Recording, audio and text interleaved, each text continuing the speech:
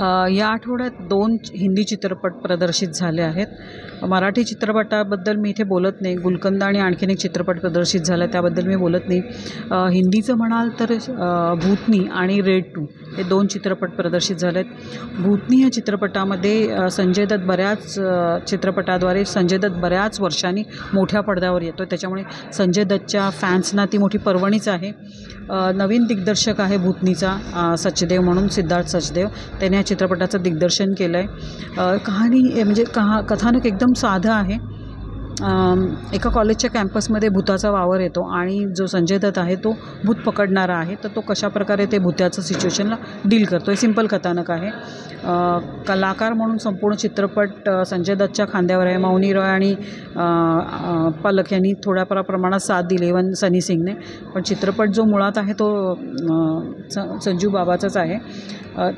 विशेष चित्रपटामध्ये सांगायचं तर थोडा फर्स्ट हाफ खूपच सैलचा झाला आहे. सेकंड हाफमध्ये चित्रपट पकड घेतो. हॉरर कॉमेडी प्रकार आहे, पण त्याच्यामध्ये फारसं कोणी हसतही नाही आणि फारसं कोणी घाबरतही नाही असा प्रकारचा चित्रपट आहे. पण काय म्हणतात, तिची चित्रपटाची गाणी ती थोडी कॉम्पन्सेटरी वाटली. कारण गाण्यांचं काम आहे ते एखादा कॅरेक्टर आहे त्याला इलॉबरेट करणं किंवा चित्रपटाच्या कथानकाला पुढे नेणं, आणि ते इथे चित्रपट नक्कीच या चित्रपटातील गाणी करतात. लक्षात राहण्यासारखं गाणं एकही नाही आहे. एक पार्टी सॉन्ग आहे जे बाबा बाबा नावाचं हनी सिंगने गायलेलं. त्याखेरीज चित्रपटामध्ये लक्षात राहण्यासारखं किंवा मनामध्ये असं काय म्हणतात ते रुंजी घालणार असं काहीच नाही आहे. हे झालं भूतनीचं. रेड 2 हा चित्रपट जो आहे तो रेड पार्ट 1 होता, त्याचंच एक्सटेन्शन आहे. भ्रष्ट राजकारणी आणि इमानदार पोलीस ऑफिसर यांचं कथानक आहे. भाग 1चं कथानक इथे कंटिन्युएशनला होतं आहे की अजय देवगणचा जो पटनायक नावाचा कॅरेक्टर आहे, जो इन्कम टॅक्स ऑफिसर आहे, तो यावेळेला एका राजकारण्याच्या याच्यावर छापा मारतो. पण तो राजकारणी इतका वस्ताद आहे, कुठे पैसे लपवले आहेत, कुठे सोनं लपवलं आहे, कुठे त्यांनी कशा प्रकारची प्रॉपर्टी माया जमा केली काही कळत नाही. आणि पटनायक नावाचा जो ऑफिसर आहे तो कशा प्रकारे किती शिताफत्तीने ते शोधून काढतो, हे म्हणजे उंदीर आणि मांजराच्या खेळासारखं झालं आहे. आणि ते कसं घडतं ते पाहायला चित्रपट नक्कीच पाहायला हवा. महत्त्वाचं म्हणजे चित्रपटामध्ये एखाद गाणी आहेत पण ती काही इतकी फारशी लक्षात नाही राहत.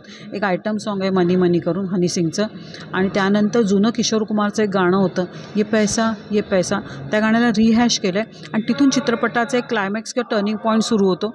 तर तोही फार पाहण्यासारखा आहे. कलाकारांचं म्हणाल तर रितेश देशमुख आणि अजय देवगण दोघांच्या खांद्यावरच चित्रपट आहे.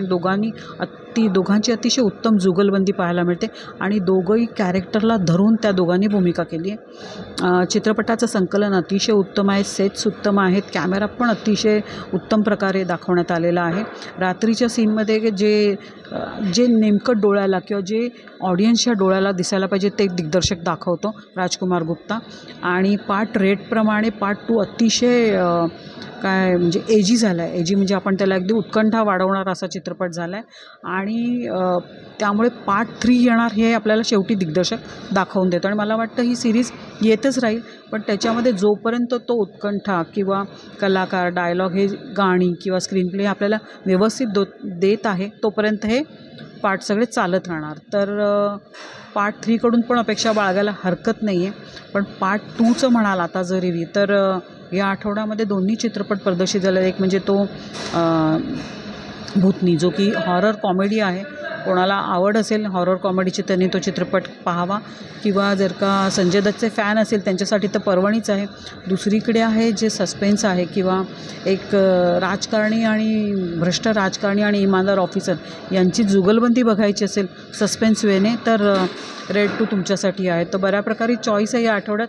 बघा तुम्ही तुमचा शुक्रवार कशा प्रकारे घालवता ते, आणि कमेंट बॉक्समध्ये तुमच्या कमेंट द्यायला विसरू नका. तुम्हाला आणखीन कुठल्या जुन्या चित्रपटाबद्दलचा जरी रिव्ह्यू हवा असेल तर कृपया लिहून पाठवा. आम्ही तो चित्रपट पाहून त्याचा अतिशय उत्तम बॅलन्स रिव्ह्यू देण्याचा प्रयत्न करू.